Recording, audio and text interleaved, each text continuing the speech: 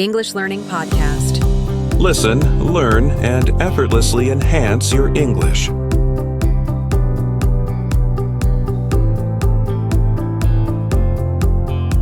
Welcome, everyone, to the English Learning Podcast. I'm your host, Aisha, and I am absolutely thrilled you've chosen to join us for what I believe will be one of our most transformative and practical episodes yet. Today, we're embarking on an in-depth journey to truly master real-life English communication. Many of you, our dedicated listeners, have spent countless hours in classrooms, diligently studying grammar rules, memorizing extensive vocabulary, lists, and perhaps even acing written English exams. You know a lot about English. But then, you step outside the classroom, or you try to engage in an authentic conversation, and suddenly, that knowledge feels different. It doesn't flow as easily as you thought it would. That bridge between academic understanding and fluent, confident, real-life English conversation often feels elusive. This is a challenge I hear about constantly from English learners, at the B1 and B2 levels, even C1 learners. They tell me, Aisha, I understand almost everything when I read, and I can follow most of what I hear. But when it comes to speaking spontaneously, or truly connecting with a native English speaker, I freeze. My words get stuck. I feel embarrassed. If that resonates with you, you are exactly where you need to be right now. This video isn't just about learning more English words. It's about activating the English you already know and acquiring the practical strategies to use it confidently and naturally in any real-life situation. We're going to bridge that gap together, from theory to authentic, everyday application. This comprehensive guide is designed to transform your classroom knowledge into conversational power, helping you achieve true English fluency in real life. Let's start with the absolute bedrock of real-life English mastery, your mindset.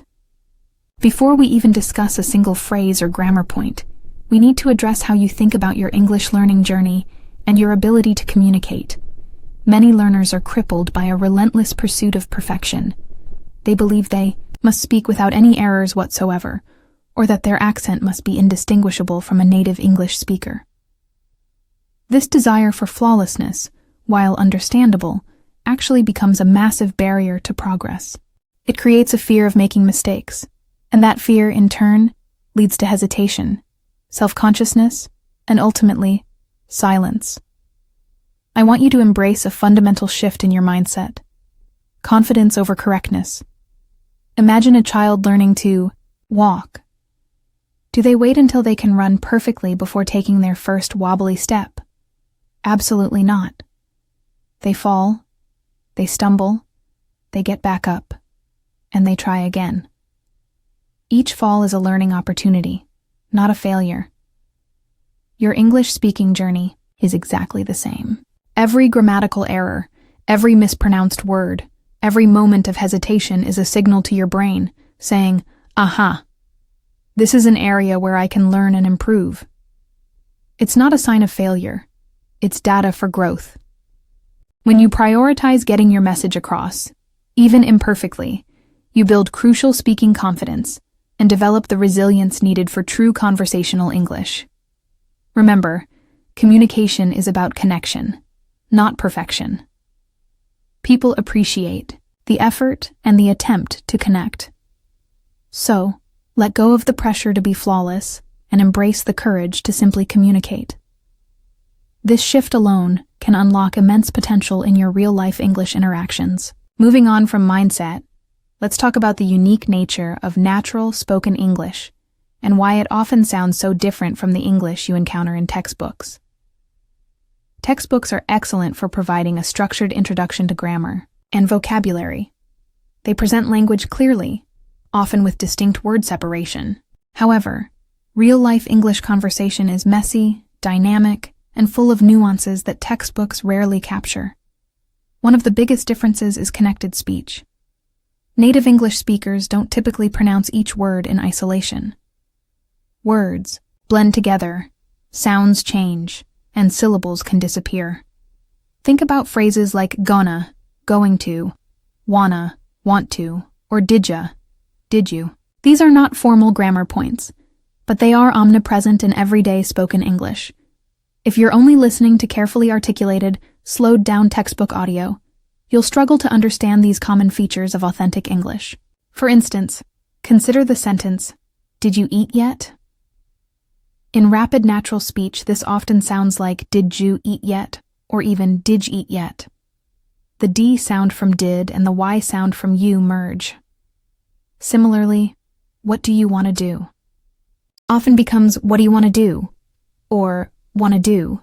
Understanding these English pronunciation patterns and connected speech phenomena is crucial for improving your English listening comprehension in real-life settings. It's not about formally studying every single contraction or reduction.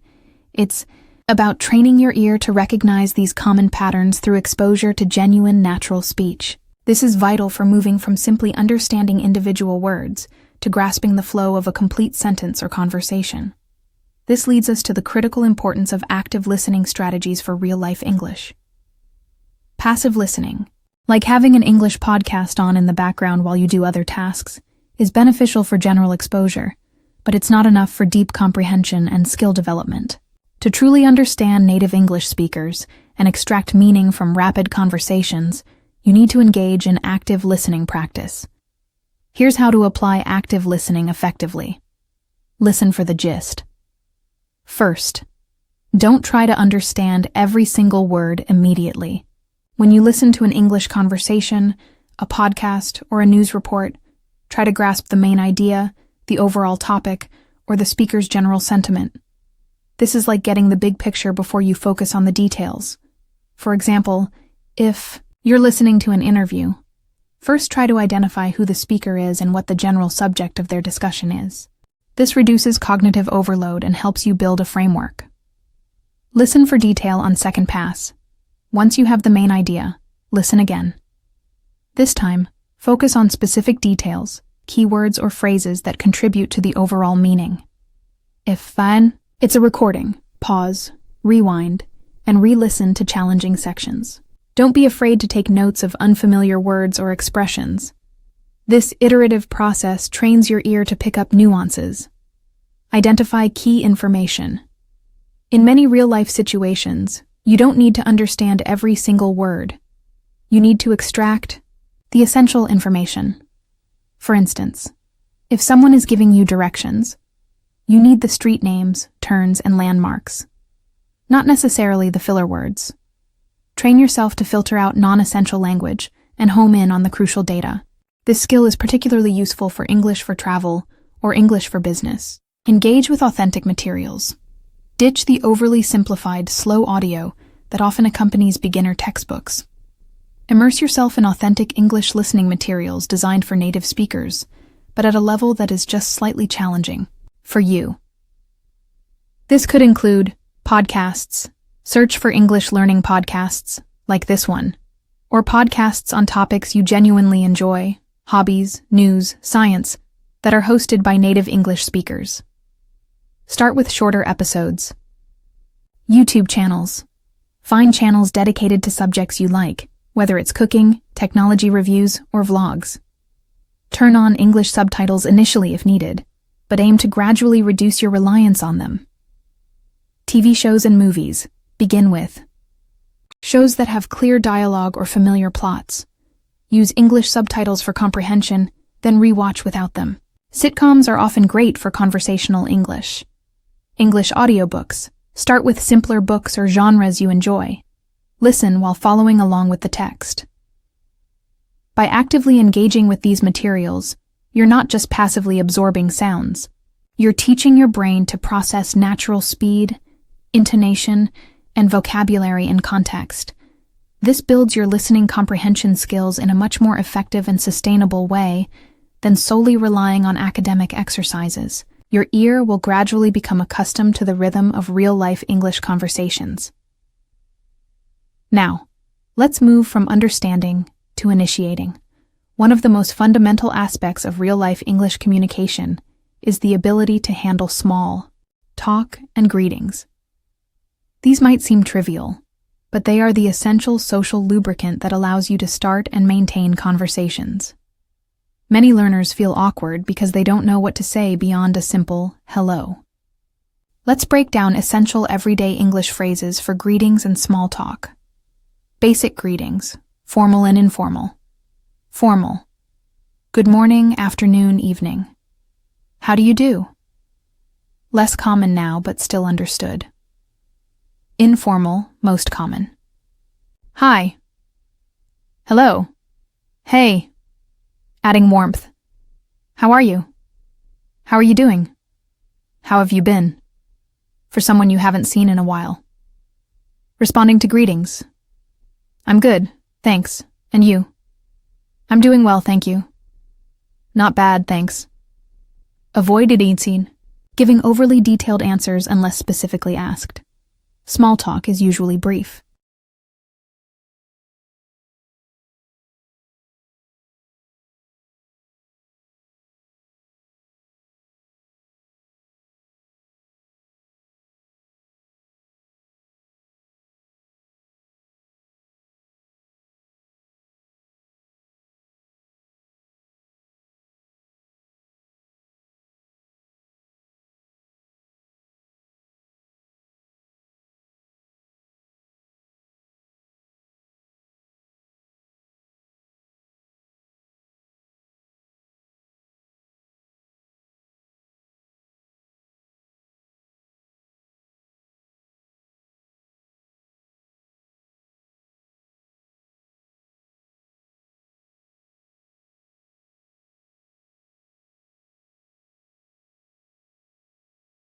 Initiating small talk. Common topics. Weather. This is a universal, safe topic. Nice weather today, isn't it? It looks like it might rain later. It's a bit chilly for this time of year. Current events. Light. Avoid controversial topics. Stick to general, positive news. Did you hear about local event? Anything interesting happening at work, school? Commute, or travel. How was your commute today? Did you have a good trip? Weekends, plans. How was your weekend? Do you have any plans for the weekend? Compliments. Sincere. I love your bag, shoes, outfit. That's a nice phone, watch. Be specific and genuine. Referring to shared context. If you're at an event or in a queue, busy here today, isn't it? Are you here for the conference event? The goal of small talk isn't deep conversation. It's about breaking the ice, showing friendliness, and finding common ground. It's a stepping stone to more substantial interactions. Practice these phrases until they feel natural. You can even practice them in front of a mirror or record yourself. Beyond the words themselves, understanding cultural nuances of greetings is incredibly important for effective English communication. What's considered polite or normal in one culture might be different in an English-speaking context. Personal space. Generally, English speakers in Western cultures prefer a bit more personal space than some other cultures. Avoid standing too close when greeting or talking. Eye contact. Maintaining appropriate. Eye contact is usually seen as a sign of sincerity and engagement.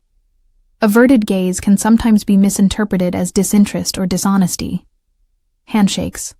A firm, brief handshake is common in professional settings and when meeting someone new. A weak or overly long handshake can send unintended signals.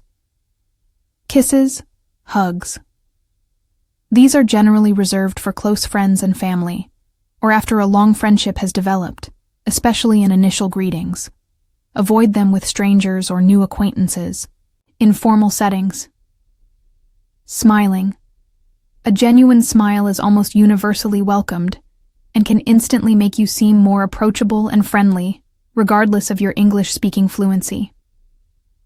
Asking, "How are you?" In English-speaking cultures, this is often a polite greeting, not an actual question requiring a detailed medical history or a full life update. A simple, "I'm good, thanks," is usually sufficient. Oversharing can sometimes make people uncomfortable in initial small talk. By understanding and adapting to these cultural aspects, you'll not only communicate more effectively, but also build rapport more easily, making your real-life English interactions smoother and more enjoyable. This foundation of mindset, understanding natural speech, active listening, and confident greetings is the launchpad for truly mastering real-life English. In our next segment, we'll build on this by exploring how to navigate social situations, express opinions, and engage in more extended conversations. Stay tuned to the English Learning Podcast. Welcome back to the English Learning Podcast. I'm your host, Aisha, and we're continuing our comprehensive guide, Mastering Real-Life English, from Classroom to Conversation. In our last segment, we laid a crucial foundation, discussing the power of mindset, understanding natural speech, and the art of basic greetings and small talk. Now, we're going to build on that by diving into the heart of social English. How to express your opinions, share your feelings, and engage in more extended, meaningful interactions. This is where many English learners feel the most apprehension, but with the right strategies, you'll discover it's incredibly rewarding. Let's start with expressing opinions and feelings in English. In real-life conversations, simply stating a fact isn't enough. You often need to share what you think or how you feel about something. This adds depth and personality to your communication. However, it's vital to do so politely, especially when you might disagree with someone. The goal is to participate actively and meaningfully, not to win an argument or appear confrontational. Here are some versatile phrases to help you express your thoughts and emotions. Moving beyond a simple, I think, for expressing a general opinion. I believe that, slightly more formal but very common. In my opinion, clear and direct. It seems to me that softens the statement, suggesting it's your perception. From my perspective, highlights your unique viewpoint. I'd say that. Informal and conversational. My take on this is very informal, common in discussions. The way I see it introduces a personal viewpoint. Example: it seems to me that learning English requires daily practice, not just weekend study. Example: from my perspective, the new city park is a fantastic addition to the community. For expressing agreement, I totally agree. Strong agreement. That's a good point. Acknowledging validity. You're absolutely right. Very strong agreement. I couldn't agree more. Emphatic agreement. Exactly. Short, strong agreement. That's precisely what I was thinking. Shows shared thoughts. Example: that's a good point about native speakers using connected speech. I couldn't agree more. For expressing polite disagreement, crucial for social harmony. I see what you mean, but acknowledges their point before offering yours. I understand your point, however. Similar to above, slightly more formal. I'm not sure I quite agree. Soft and diplomatic. That's an interesting idea, but I have a slightly different view. Respectful way to introduce dissent. Perhaps, but have you considered? Suggests an alternative perspective. I respectfully disagree. More formal for sensitive topics. On the other hand, introduces an opposing argument gently. Example: I see what you mean about daily study, but sometimes life gets in the way. Example: that's an interesting idea, but I have a slightly different view on the best way to practice pronunciation. For softening strong statements, crucial for polite English. I think, I don't think. Simple, but effective. I guess, more tentative. I suppose, similar to I guess, often used when reluctantly agreeing or offering a mild opinion. Maybe, perhaps, introduces a suggestion or possibility. It might be a good idea to, gentle suggestion. Just my 2 cents. Informal way to offer an opinion without strong conviction. To be honest, introduces a genuine, sometimes slightly surprising opinion. Example: I suppose it's hard to find time for English practice every day. Example: to be honest, I find it a bit difficult to understand some accents. For expressing feelings, emotions, common and natural. I'm feeling happy, tired, excited, a bit stressed. Direct and simple. I'm really looking forward to expresses anticipation. I'm a bit worried about expresses concern. I'm so relieved that expresses relief. That makes me happy, sad, frustrated. Reacting to a situation. I'm having a great tough day. General feeling about your day. Example: I'm really looking forward to our next English learning podcast episode. Example: that makes me happy to hear about your progress. Practicing these phrases will make your English conversations much more nuanced and natural. Don't be afraid to experiment with them. The goal is to express your thoughts and emotions clearly and courteously. Next up, let's tackle asking and answering personal questions. This is a common part of social interaction in English-speaking cultures, particularly when you're getting to know someone. However, there are nuances to consider: what's appropriate to ask, how to respond, and how to gracefully avoid questions you'd prefer not to answer. Mastering. This balances friendliness with maintaining personal boundaries. Common appropriate personal questions, often used in small talk. Where are you from? Always a good starting point for cultural exchange. What do you do? Or, what do you do? For a living? Common for work, profession. How long have you been studying English, living here, working there? About duration. Do you have any hobbies? Or, what do you do in your free time? About interests. Do you have any siblings? Or, are you married? Do you have a partner? More personal, use after some rapport. What brings you here today? If at an event or new place. What kind of music, movies, books do you like? Good for finding common interests. Responding to personal questions. Keep it concise but friendly. You don't need to overshare, especially with new acquaintances. I'm from country city. Then perhaps add a small detail. It's a beautiful place with great food. I work as a your profession at company.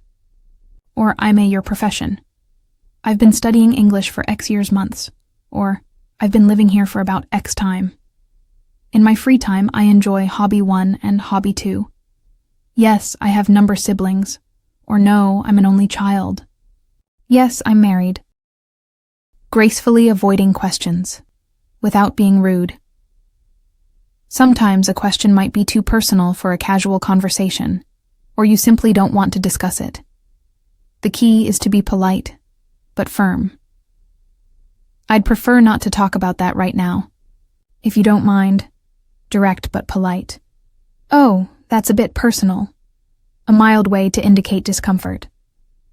I'm afraid I can't share that information. For work-related or sensitive topics, let's talk about something else, shall we? Changes the subject smoothly. That's an interesting question, but then pivot to a different topic or ask them a question. Example: that's an interesting question about my family, but what about you? What do you like to do in your free time? Remember, building rapport is a two-way street. After someone answers your question, it's polite to acknowledge their answer and perhaps ask them a similar question. Oh, that's interesting. How long have you been working there? This shows genuine interest and keeps the conversation flowing. Let's transition to a very practical social skill: social invitations and plans. Whether you're inviting someone to something, accepting an invitation, or politely declining, knowing the right English phrases makes you feel much more comfortable and competent in social settings. This is crucial for building connections and participating in social life. Inviting someone, formal and informal. Informal. Do you want to verb phrase? E.g., do you want to grab coffee sometime? How about verbing, noun? E.g., how about going to the movies tonight? How about a drink after work? Are you free on daytime? Direct question about availability. Want to hang out time? Very casual. Come join us. If you're already with a group. Formal, polite. Would you like to verb phrase? E.g., would you like to join us for dinner? I was wondering if you'd be interested in verbing noun. Softer invitation. We'd be delighted if you could verb phrase. Very formal. Accepting an invitation. Yes, I'd love to. Enthusiastic and polite. That sounds great, fun, wonderful. Positive reaction. I'd be happy to. Formal but warm. Count me in. Informal, enthusiastic acceptance. What time, where? Follow-up question to confirm details. Declining an invitation. Politely and without awkwardness. This is often the trickiest part for English learners, as you want to be polite without causing offense or sounding dismissive. That sounds lovely, but I'm afraid I can't. Acknowledge the invitation positively, then decline. I'd love to, but I already have plans. Common, simple excuse. Thank you for the invitation, but I won't be able to make it. Direct and polite. Unfortunately, I'm not free that day. Brief and clear. Maybe another time? Suggest future willingness, but don't overpromise if you don't mean it. Optional. Briefly state a general reason. Don't lie or over-explain. I have another commitment. I'm not feeling well. I'll be out of town. Example. That sounds like a lot of fun, but unfortunately I'm not free on Saturday. Maybe another time? Making suggestions when planning or brainstorming. How about, as above, for suggesting activities? What if we suggest a course of action? Maybe we could. Gentle suggestion. Shall we? Slightly more formal, common in British English. Let's verb. Direct suggestion, often used when agreeing.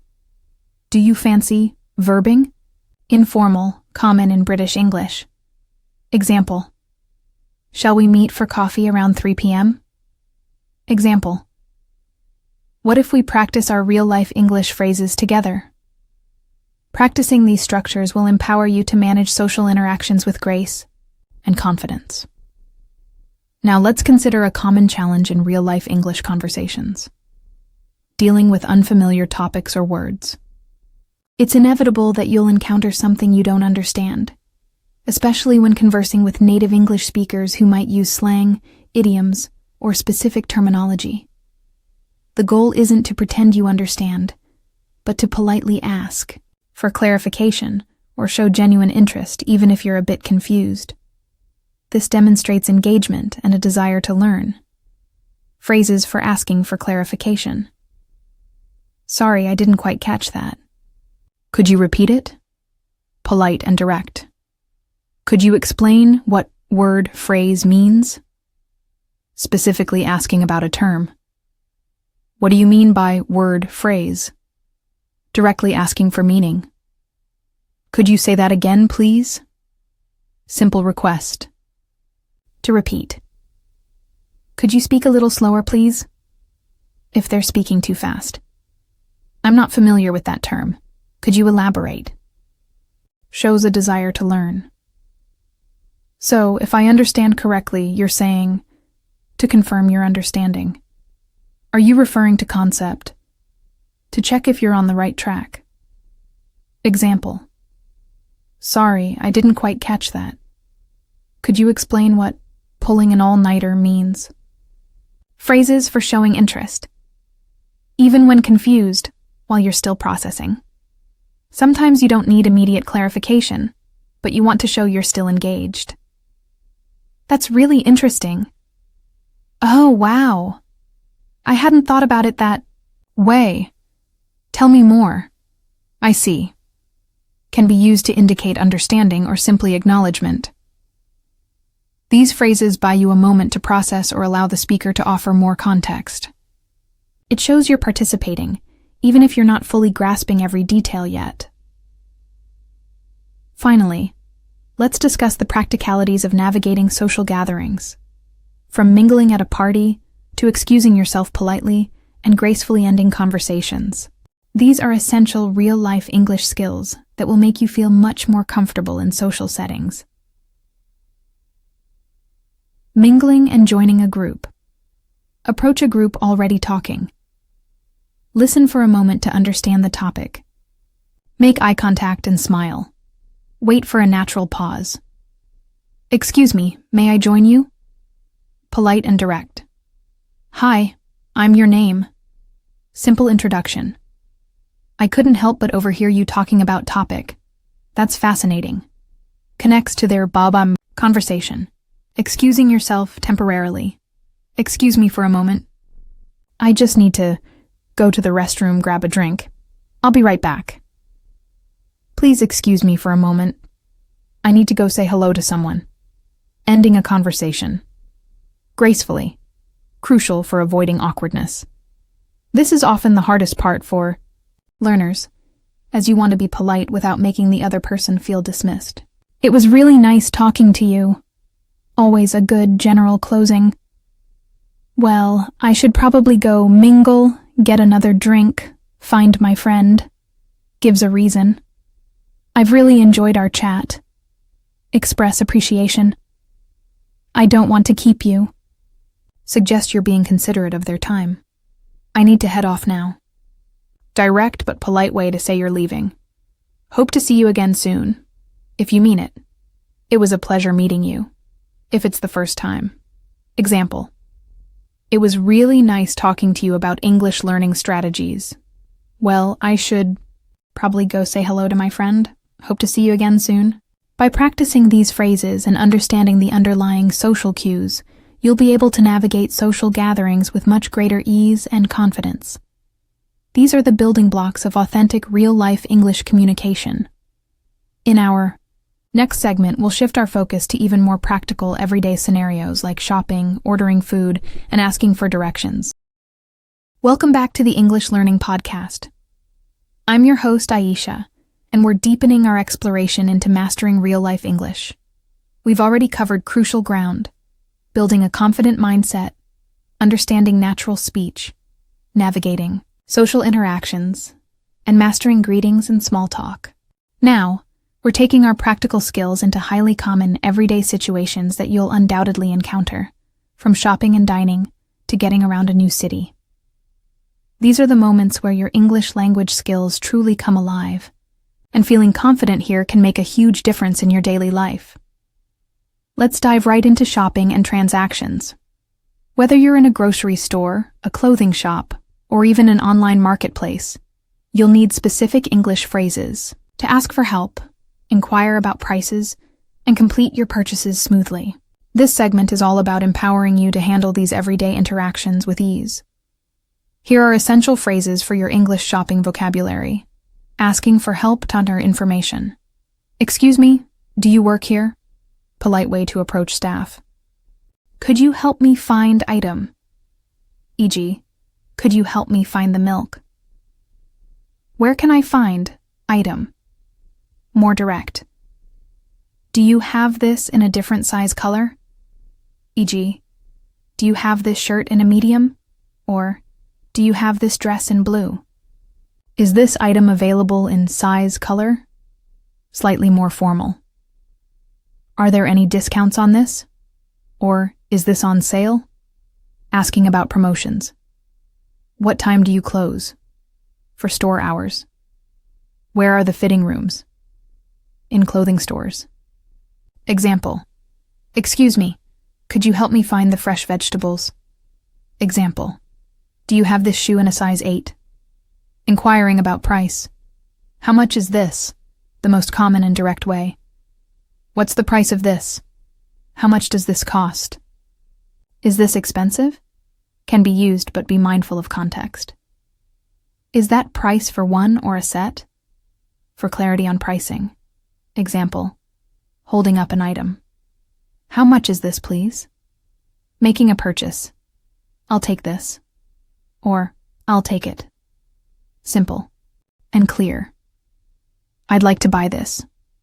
More formal. Can I pay with credit card or cash?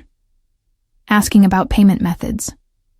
Do you accept Visa, MasterCard? Can I get a receipt, please? Always useful. Can I get a bag?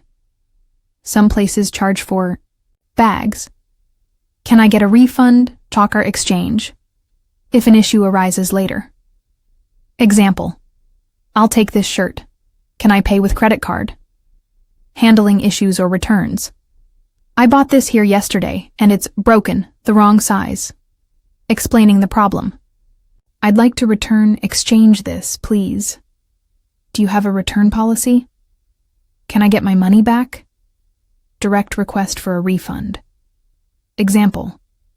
Excuse me, I bought these headphones last week and they're not working. I'd like to return them. Remember, clarity is more important than perfect grammar in these situations. Speak slowly, use hand gestures if necessary, and don't be afraid to ask for clarification if you don't understand the cashier or assistant. This is how you practice real-life English scenarios. Next up, let's savor the experience of ordering food and drinks. Whether you're at a casual cafe, a fast food restaurant, or a more formal dining establishment, knowing the right English phrases will make your meal much more enjoyable. Here are your go-to phrases for English restaurant vocabulary and dining. Arriving and being seated. A table for number, please. Do you have a table for number? We have a reservation under name. Could we have a table by the window? Specific request. Is this table free? If you're unsure where to sit. Ordering drinks. I'll have a drink, please. E.g., I'll have a coffee, please. Can I get a drink? A drink for me. Informal. What kind? Of soda juice do you have? Asking about options. Ordering food. I'd like the dish name, hi please. Clear and polite. I'll have the dish name. Common. Can I get the dish name? What do you recommend? Asking for suggestions. What are the specials today? Asking about daily features. Is this dish spicy, vegetarian, gluten-free? Asking about dietary concerns. Could I have item instead of another item? Making a substitution. Can I get sauce dressing on the side? For condiments. Example. I'd like the pasta, please, and is it spicy? During the meal. Excuse me, could we have the bill, please? To get the check bill. Can I get a refill? For drinks. Everything was delicious, thank you. Complimenting the food. This isn't what I ordered. If there's a mistake. Could we have some more water napkins? Requesting items. Paying the bill. Could we get the check, please? Common in North America. Can I pay with credit card? Can we split the bill? If dining with others. Keep the change. Informal way to indicate a tip. Thank you. Have a good day. Polite closing. A tip for ordering. Don't be afraid to point at menu items if you're unsure of the pronunciation. And always remember your please and thank you. These small courtesies make a big difference in real-life English interactions. This is where your conversational English really shines. Let's transition to directions and transportation. Getting around in an English-speaking country or city requires knowing how to ask for and give directions, understand public transport information, and navigate taxi or ride-sharing services. This can be a source of stress if you're not prepared. So, let's get you ready. Key English phrases for directions and travel. Asking for directions. Excuse me, how do I get to place? Most common and direct. Could you tell me the way to place? Is place far from here? Which way is place? Pointing if unsure. Am I on the right road for place? If you think you're going the right way. Could you show me on the map? Very helpful. Example. Excuse me, how do I get to the nearest metro station? Understanding directions. Common. Vocabulary. Turn left, turn right, go straight ahead, go past, landmark, e.g., go past the big church. At the corner of Street A and Street B, it's on your left, it's on your right, it's across from, next to, behind, in, front of landmark. Take the first, second, third exit for roundabouts, traffic circles. Cross the street, walk down street name. Example of a full direction. Go straight ahead for 2 blocks, then turn left at the traffic lights. The library will be on your right, next to the bank. Using public transportation. Which bus goes to place? Where's the nearest bus stop metro station? How much is a ticket to destination? Does this train go to destination? What's the next stop? How many stops until destination? Do I need to transfer? Change lines, buses. Where do I get off for place? Example. Excuse me, does this bus go to the city center? And how much is the fare? Taxis, ride sharing. Could you take me to address place, please? How much will that be? Asking for fare estimate. Could you wait here for a moment? Could you drop me off here, please? Is this the correct address? Confirming. Example. To the airport, please. How much do you think that will be? When someone gives you directions, listen carefully for keywords like turn, left, right, straight, and landmarks. Don't be afraid to ask them to repeat or even confirm by saying, "So, if I go straight, and then turn right at the big tree, that's it?" This helps you practice your listening comprehension and ensures you're on the right track. Now, let's explore making appointments and reservations. This could be for a doctor's visit, a restaurant, booking, a hotel stay, or a tour. These interactions often happen over the phone, which adds another layer of challenge as you can't rely on visual cues. Your spoken English and listening comprehension are paramount here. Key English phrases for appointments and reservations.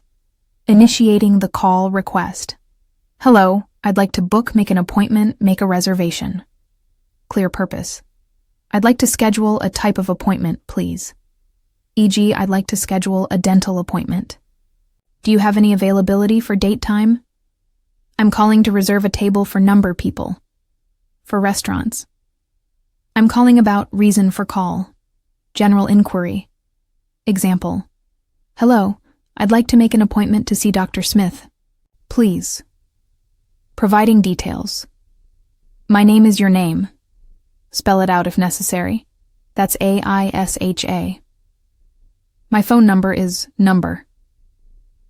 I'm looking for a single double room for number nights. For hotels. We'd like a table for number. At time. For restaurants. My preferred date is date.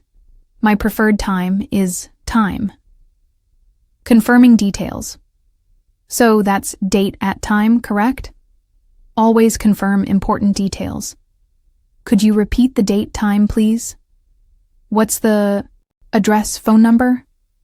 If they're giving you details. Is there anything else I need to know? Useful open-ended question. Changing or canceling an appointment. I'd like to change my appointment from old date time to new date time. I need to cancel my appointment for date time. I apologize, but I won't be able to make my appointment on date. Polite cancellation. Example. I need to cancel my appointment for tomorrow morning. I apologize. When making calls, speak clearly and slightly slower than usual. Don't be afraid to ask the other person to slow down or repeat information. A simple, "Could you say that again, please?" Or, "Could you spell that for me?" is perfectly acceptable and shows you're being thorough. This is about effective communication, not flawless accents. Finally, let's prepare you for handling unexpected situations in real-life English. Life is unpredictable, and sometimes you'll need to ask for help, politely interrupt, or deal with a minor problem. Being able to communicate effectively in these moments is a true test of your conversational English. Phrases for minor emergencies or asking for assistance. Excuse me, I need some help. General request for assistance. I seem to have lost my item. Have you seen it? For lost items. I don't feel well. If you need to excuse yourself due to health. Is everything okay? If you see someone else who might need help. Could you please call a taxi, the police, and ambulance? For more serious situations. I need a doctor, if urgent. Example. Excuse me, I've lost my passport. Can you tell me where the lost and found is? Politely interrupting. Sometimes you need to interject in a conversation, whether it's to ask a question, add a point, or excuse yourself. Excuse me, could I just say something? Sorry to interrupt, but may I jump in here for a moment? More informal. Could I ask a quick question?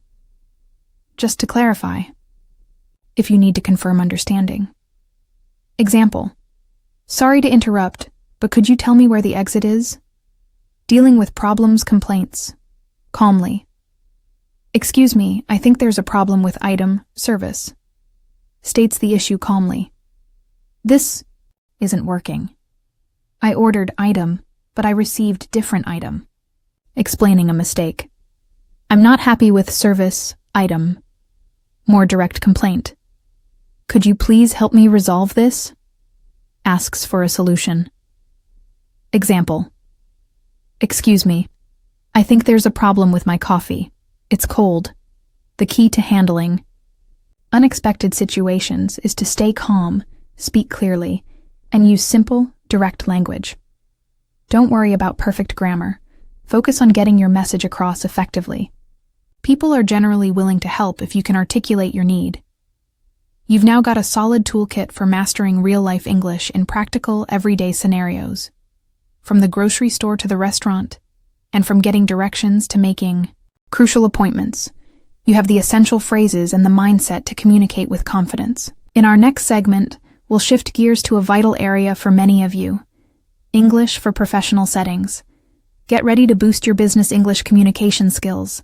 Stay tuned to the English Learning Podcast. Welcome back to the English Learning Podcast. I'm your host, Aisha, and we're forging ahead in our mission to help you master real-life English, moving beyond the classroom into practical application. We've honed our skills for social interactions and everyday scenarios. Now it's time to tackle a crucial area for many of you: English for professional settings. Whether you're interacting with international colleagues, applying for a new job, or participating in global projects, confident business English communication is absolutely essential. This segment is designed to equip you with the language and strategies to navigate the professional world with skill and ease. Let's begin with workplace greetings and small talk. Just like in social settings, initiating conversations and building rapport with colleagues is vital for a positive work environment. However, the tone and topics often differ slightly from purely social interactions. The goal here is to establish connections, show professionalism, and create a comfortable atmosphere for future collaboration. Here are key English phrases for professional greetings and workplace small talk. Professional greetings. Good morning, afternoon, evening. Colleagues. Name. Always a safe and respectful start. Hello, how are you? Standard polite inquiry. Hi, colleague's name. How's your day going? A bit more personal but still professional. It's good to see you, if you haven't seen them in a while. Nice to meet you, colleague's name. For new introductions. Example. Good morning, David. How are you today? Initiating workplace small talk, safe topics. Work-related but non-critical. How was your meeting with client team? Are you busy with project name? How's project I name coming along? Commute. How was your commute in today? Did you hit much traffic? Weekend evening plans, brief. Have a good weekend? Any plans for the evening? Keep responses brief and light. general well-being. Everything going well for you? Can be used as a follow-up to how are you? Compliments, professional. That was a great presentation you gave yesterday. I really appreciated your help with task. Example. Hi, Sarah. How's your day going? Are you making progress on the quarterly report? Responding to workplace small talk. Keep it concise and positive, even if your day is challenging. I'm good, thanks. And you? Busy but productive. How about you? It was a bit hectic, but I'm getting through it. My meeting went well. Thanks for asking. Yes, the project is coming along nicely. The key with workplace small talk is to be approachable and build connections without delving into overly personal or potentially controversial topics. It's about establishing camaraderie and setting a positive tone for your professional interactions. Next, let's talk about email, etiquette, and communication. In the modern workplace, a significant portion of our business English communication happens via email. Crafting clear, concise, and professional emails is a skill that can significantly enhance your professional image and effectiveness. Email isn't just about conveying information. It's also about conveying professionalism and respect. Here's a breakdown of essential English email phrases and structure. Subject lines, crucial for clarity. Be clear and concise, indicating the email's purpose, meeting request, topic date. Follow-up, previous topic, question regarding, project task, action required, deadline, information, topic, example, subject, meeting request, project alpha kickoff. Opening greetings, formal, Dear Mr. Ms., last name. Dear, full name. Standard professional. Dear first name. Hello, first name. Most common for internal communication. Less formal, for close colleagues. Hi, first name. Stating your purpose, clearly and early. I am writing. To inquire about. I am writing regarding. I hope this email finds you well.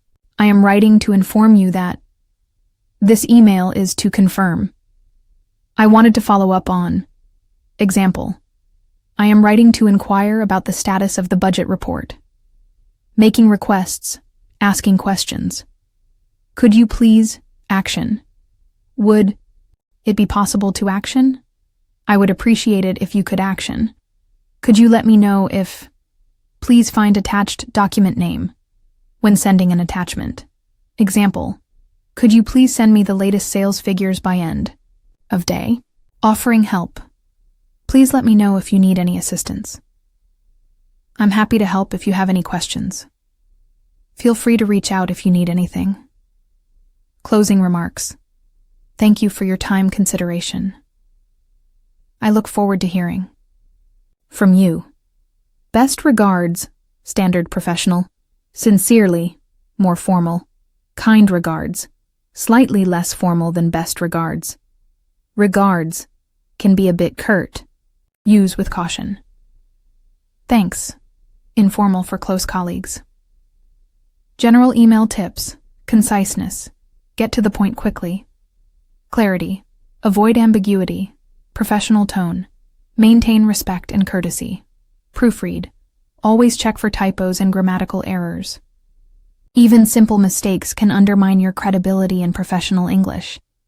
Mastering these business email communication skills is crucial for your career development in an English-speaking environment. Let's move on to participating in meetings. Meetings are a cornerstone of professional life, and being able to express your ideas, understand others, and contribute effectively in English is a highly valued skill. This segment focuses on phrases that allow you to participate confidently and professionally in English business meetings.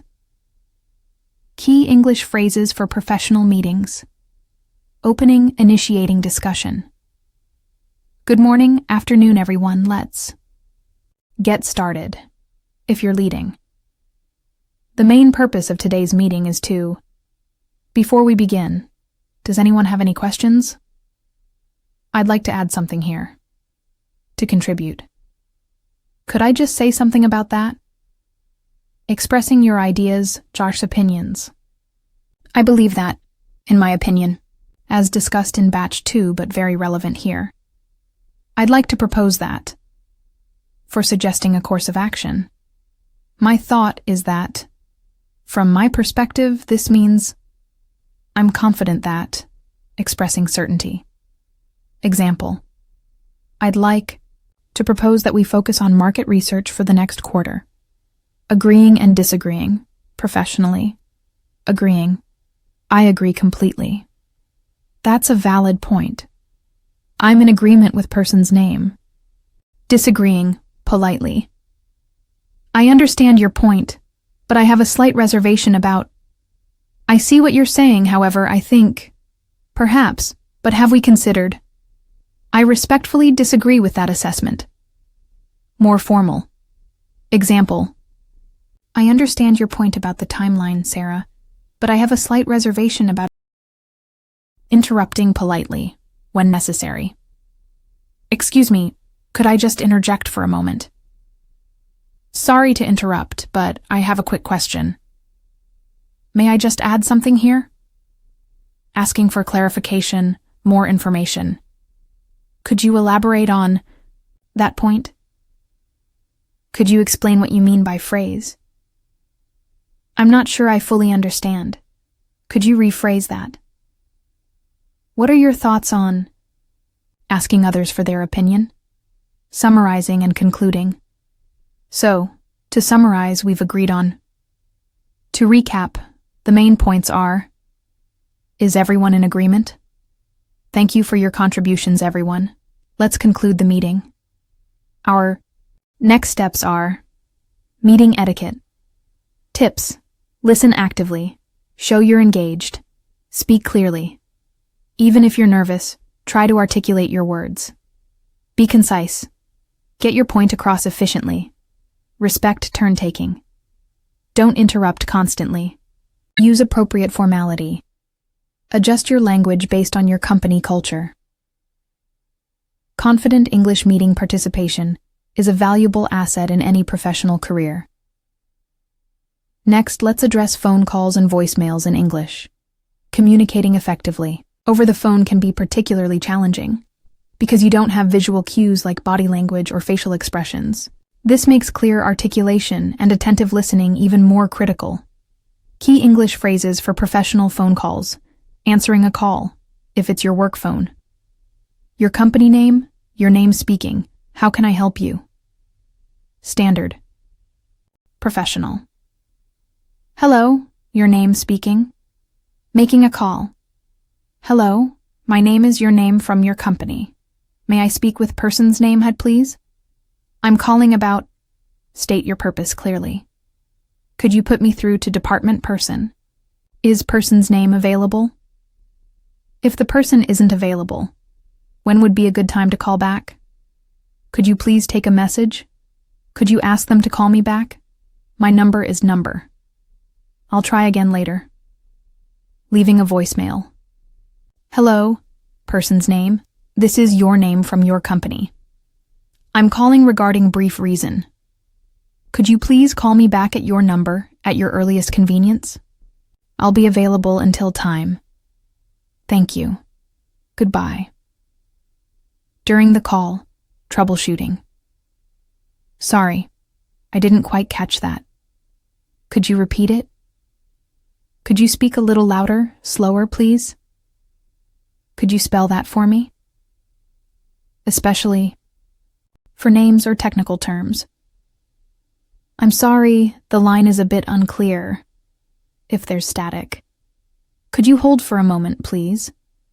If you need to check something. Ending the call. Thank you for your help. Thanks for calling, if you answered. I look forward to hearing from you. Have a good day, evening? Goodbye. Phone call tips. Prepare. Have any necessary information, names, numbers, notes, ready. Speak clearly. Enunciate your words. Listen actively. Pay close attention to what the other person is saying. Confirm details. Repeat names, dates, or numbers to ensure accuracy. Effective English phone communication is a vital skill for remote work and international business. Finally, in this segment, let's explore giving short presentations or updates in English. Whether it's a quick project update in a team meeting or a more formal short presentation, being able to deliver information clearly and confidently is crucial for demonstrating your expertise and professionalism. Key English phrases for presentations and updates. Opening the presentation update. Good morning, afternoon, everyone.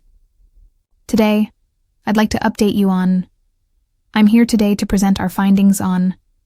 My presentation will cover 3 main points. For those who don't know me, I'm your name from your department. Structuring your content. First, let's look at. Next, I'll move on to. Following that, we'll discuss. Finally, I'll conclude with, as you can see on the slide, if using visuals, presenting data information. Our data shows that. The key takeaway here is, this chart illustrates, we anticipate that. The results indicate transitioning between points, moving on to the next point. Now, let's turn our attention to, in addition to this. However, we also need to consider managing questions and answers, Q&A. I'd be happy to answer any questions you may have. Standard closing for Q&A. Please feel free to interrupt if you have a question. Inviting questions during. That's a good question. Acknowledging. If I understand your question correctly, you're asking about clarifying. To answer your question. Unfortunately, I don't have that information at hand, but I can find out for you. If you don't know. Concluding your presentation. In summary, we've covered. To conclude, I'd like to emphasize, thank you for your time and attention. Are there any final questions? Presentation. Tips. Practice. Rehearse your presentation, especially out loud. Keep it simple. Avoid overly complex sentences or jargon. Use visuals. Slides can support your message. Maintain eye contact. Engage your audience. Speak clearly and at a moderate pace. Mastering these business English presentation skills will significantly boost your professional credibility and open up new opportunities. You're building a comprehensive toolkit for real-life English success. You've now got an incredible foundation for navigating English in professional settings. From emails to meetings and presentations, these phrases and strategies will serve you well. In our final batch, we'll delve into even more advanced nuances of real-life English, including idioms, phrasal verbs, and crucial strategies for sustained growth. Get ready to refine your skills even further. Stay tuned to the English Learning Podcast. Welcome back to the English Learning Podcast. I'm your host, Aisha, and we've reached the final and perhaps most exciting part of our guide, Mastering Real-Life English, from Classroom to Conversation. We've covered foundational mindsets, navigated social and everyday scenarios, and tackled professional communication. Now we're going to dive into the deeper nuances of authentic English, understanding and using idioms, phrasal verbs, and subtle expressions, along with crucial strategies for ensuring your English learning journey is one of continuous and sustained growth. This is where your English fluency truly blossoms, allowing you to sound more natural and understand more deeply. Let's start with a topic that often confuses English learners: understanding and using idioms and phrasal verbs.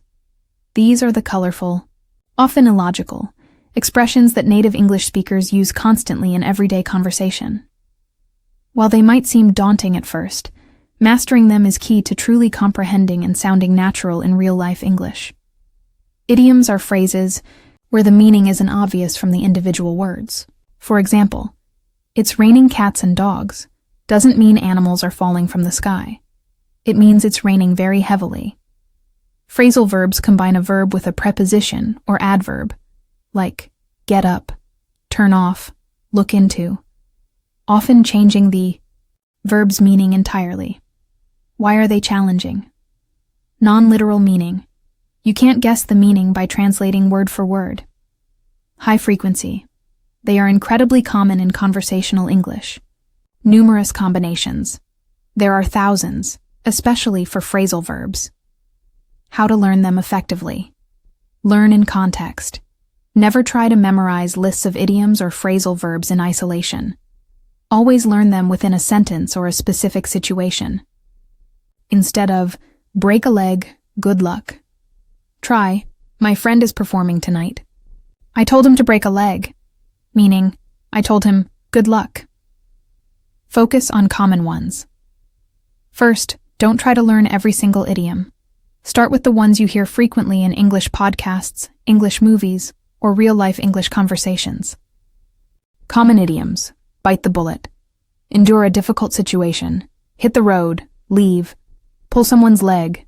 Tease someone. Speak of the devil. The person you were just talking about appears.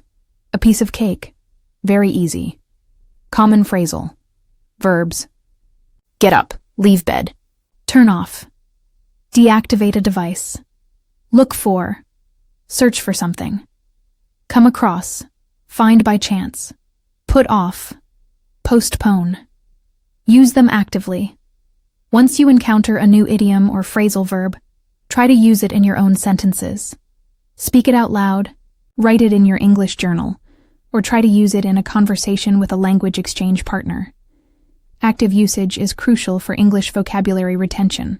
Keep an idiom phrasal verb. Notebook.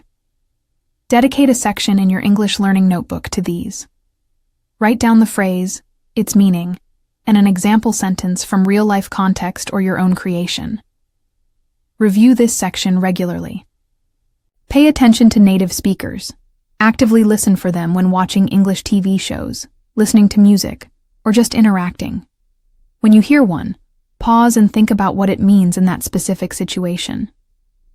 Mastering idioms and phrasal. Verbs takes time and consistent exposure. Don't get discouraged if you don't grasp them immediately. They are a natural part of English fluency, when necessary. Beyond idioms, let's touch upon figurative language and slang. These aspects are even more informal and context-dependent. While you should be cautious about using slang yourself, as it can quickly sound dated or inappropriate if misused, understanding? It is important for English comprehension in casual settings. Figurative language. This includes metaphors and similes. Metaphor. Calling something something else to create a comparison. He's a walking encyclopedia. He knows a lot. Simile. Using like or as to compare. She sings like an angel. She sings beautifully. These add flair to English and are often used in storytelling, creative writing, and even casual descriptions. The best way to learn them is to recognize them in English literature, songs, or everyday speech, and try to understand the implied meaning. Slang. This is very informal language, often specific to a certain group, region, or time period. Chill. Out. Relax. Awesome. Very good. Bucks. Dollars. Kudos. Praise, credit. Wanna, gonna. As discussed before, common reductions. Caution. Slang changes rapidly. What's cool today might be old-fashioned tomorrow. Also, using slang incorrectly can sound forced or unnatural. My advice for intermediate learners is to focus on understanding common slang, but be very selective and cautious about using it, especially in formal settings or with people you don't know well.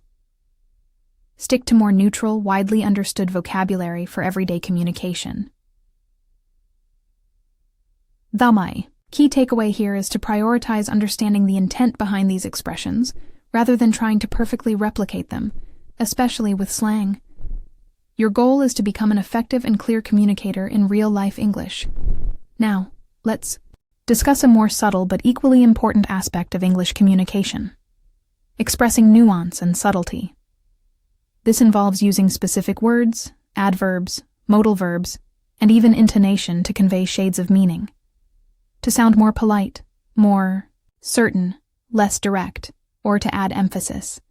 This is where your English speaking fluency truly matures. Using adverbs for nuance. Adverbs like slightly, completely, absolutely, hardly, rarely, definitely, possibly, can dramatically change the strength or certainty of a statement. Instead of, I agree, try, I completely agree, strong agreement. Instead of, it's difficult, try, it's slightly difficult, less intense. Example, I definitely think we should revisit that proposal. Example, I hardly ever watch TV these days. Modal verbs for politeness and probability. Modal verbs like could, would, might, may are invaluable for softening requests, expressing possibility, and generally sounding more polite and less direct. Instead of, give me that report. Too direct. Try, could you please give me that report? Or, would you mind giving me that report? Much more polite. Instead of, it will rain. Try, it might rain. Or, it could rain. Expressing possibility uncertainty. Example, may I make a suggestion? Example, that might be a better approach. Intonation and stress for emphasis. The way you say something in English, your intonation, where you place stress, can convey a huge amount of meaning, even changing the entire message. Example, I didn't say he stole the money. Someone else said it. Example, I didn't say he stole the money. I implied it or expressed it non-verbally. Example, I didn't say he stole the money. Someone else stole it. Example, I didn't say he stole the money. He took it, but maybe not illegally. Example, I didn't say he stole the money. He stole something else. Practicing English pronunciation, an intonation with shadowing exercises, repeating immediately after a native English speaker, can significantly improve your ability to convey nuance. Pay attention to how questions rise at the end, or how certainty makes your voice drop. By consciously integrating these subtle elements, your English communication will become far more sophisticated and natural, allowing you to express exactly what you mean in real-life English conversations. Let's talk about a crucial aspect of language, learning that often gets overlooked: self-correction and feedback. In real-time English interactions, you're bound to make mistakes. The truly effective learner isn't the one who never makes mistakes, but the one who learns from them. How to self-correct. Effectively, don't panic. If you make a mistake, don't stop speaking or get embarrassed. It's completely normal. Rephrase. If you realize you've made an error, simply rephrase the sentence correctly. I went to... No, I have gone to the store. This shows awareness and reinforces the correct structure. Listen to others. Pay attention to how native English speakers phrase things. If you use a sentence structure and then hear them say the same idea differently, note it. Accept corrections. Gracefully. If someone gently corrects you, and hopefully they do so politely, thank them. Oh, thank you. I'll remember that. This shows you're open to learning. Record yourself. Use your phone to record your English speaking practice. Listen. Back to identify your own common errors in grammar or pronunciation. This is invaluable self-feedback. Maintain a mistake log. Keep a small notebook dedicated to mistakes you frequently make.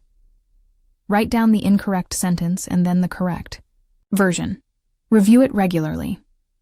This targeted English grammar review is highly effective. Treat every mistake as a stepping stone. They are the data points that tell you exactly where you need to focus your English learning efforts. Embracing feedback, both internal and external, is vital for continuous English improvement.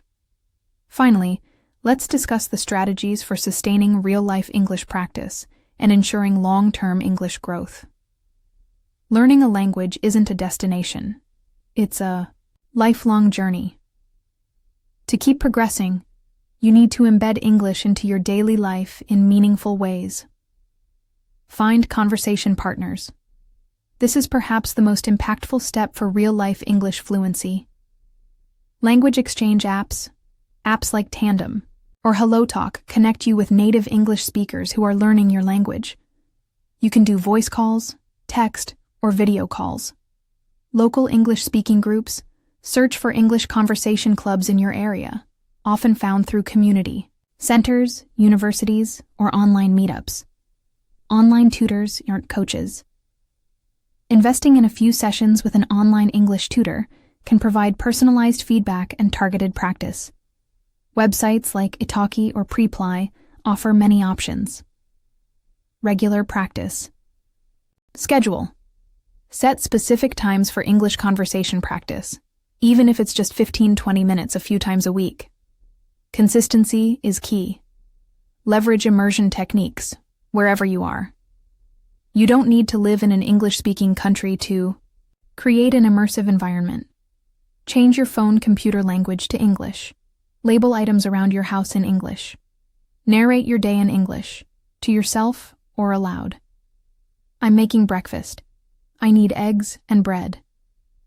Think in English, consciously. Try to form your thoughts in English instead of translating from your native language. Start with simple thoughts, then build up. Dream in English. As a fun challenge, expose yourself to so much English that you start dreaming in it. Utilize media for continuous learning, English podcasts. Continue listening to podcasts on a wide range of topics, both for English learning and for your personal interests. Increase the challenge gradually. Faster speech, more complex topics. English. TV shows and movies. Watch with English subtitles first, then without. Pay attention to natural dialogue, idioms, and slang in context.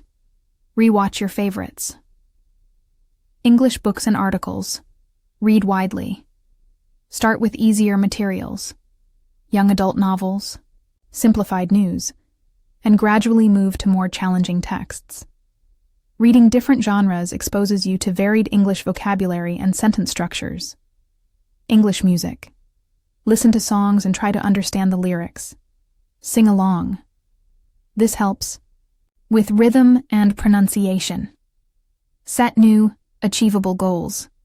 As you achieve your initial goals, like ordering food or participating in a meeting, set new, slightly more challenging ones. This keeps you motivated and ensures continuous progress. Example: I want to watch a 30-minute English documentary without subtitles. Example: I want to participate actively in a 10-minute group discussion in English. Example: I want to write a short email at work completely in English. Remember, English learning is a marathon, not a sprint. There will be days when you feel tired, frustrated, or like you're not making progress. That's absolutely normal. The key is to keep showing up, even if it's just for 10 minutes of English practice. Be kind to yourself, celebrate your small victories, and never lose sight of your overall goal of English fluency. Every single step, no matter how small, moves you closer to your goal. Your consistency and persistence are your greatest assets. You now possess a comprehensive toolkit for mastering real-life English. From building confidence and navigating everyday situations, to understanding subtle nuances and creating a sustainable learning path. Remember the insights we've shared throughout this extensive guide. Embrace mistakes, prioritize communication, practice actively, use authentic materials, and connect with other learners. Your English learning journey is unique, and every bit of effort. Thank you so much for joining me on this in-depth journey here on the English Learning Podcast. I'm your host, Aisha, and it's been a privilege to guide you through these crucial steps. Keep practicing, keep listening, and most importantly, keep believing that English proficiency is absolutely within your reach. You've got this.